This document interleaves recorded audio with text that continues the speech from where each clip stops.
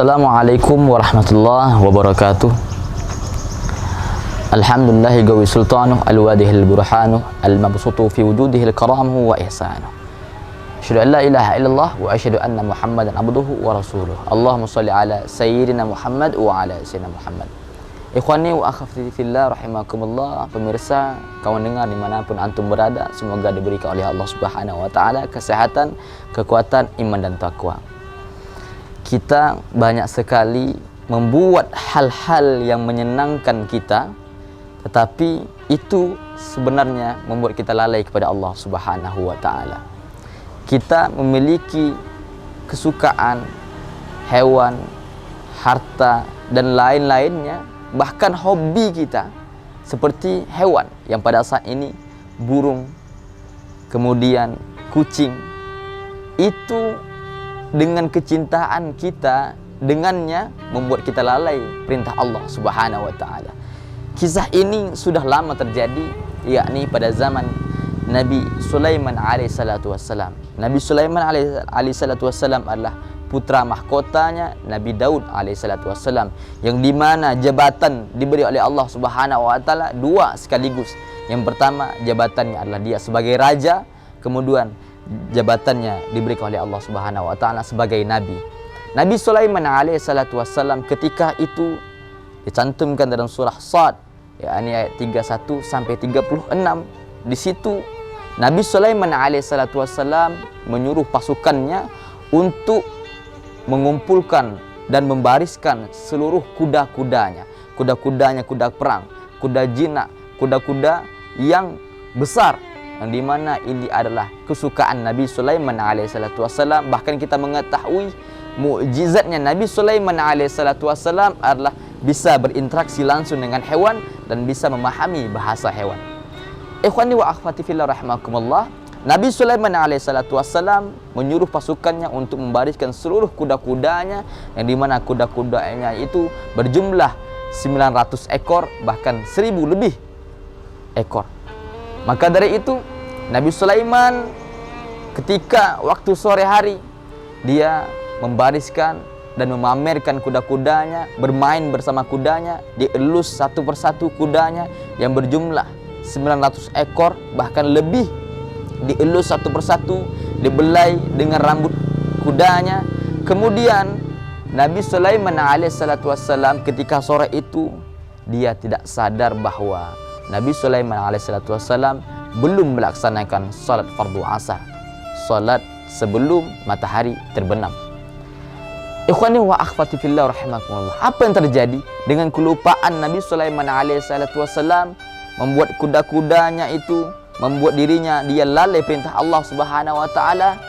Ini cerdiknya seorang Nabiullah Sulaiman alaihissalatu wassalam dan sekaligus raja. Dia menyuruh pasukannya untuk memotong seluruh kuda-kudanya itu yang berjumlah 900 ekor. Kenapa? Karena kuda-kudanya itu membuat dia lalai perintah Allah Subhanahu wa taala sehingga dia melupakan salat fardu asar. Kita mungkin disibukkan dengan gadget kita, mungkin disibukkan dengan game kita, mungkin disibukkan dengan hewan-hewan, burung, kucing dan lain sebagainya. Kita enjoy saja, kita biarkan begitu saja. Mau salat fardu asar kah, mau salat isya kah, mau salat maghrib kah, kita bukan jabatan yang diberi oleh Allah seperti raja, seperti Nabi Sulaiman. Kita bukan orang yang diberikan jabatan kenabian. Kita hamba sahaya, kita bukan siapa-siapa. Kita belum dijaminkan oleh Allah Subhanahu wa taala surganya, namun kita masih berfoya-foya dengan hewan kita, dengan gadget kita, dengan hal-hal barang-barang kesukaan kita. Bahkan itu membuat kita lalai perintah Allah. Kita tinggal sholat begitu saja. Namun apa yang terjadi dalam diri kita? Bahkan kita tidak membuat diri kita itu sebagai kita merasa cemas, kita merasa khawatir, kita merasa takut, kita merasa bersalah. Tidak. Nabi Sulaiman alaihissalatu wassalam dia merasa khawatir, dia merasa cemas, dia merasa takut kepada Allah. Dipotong seluruh kuda-kudanya. Kuda-kudanya inilah yang membuat aku lalai salat asar.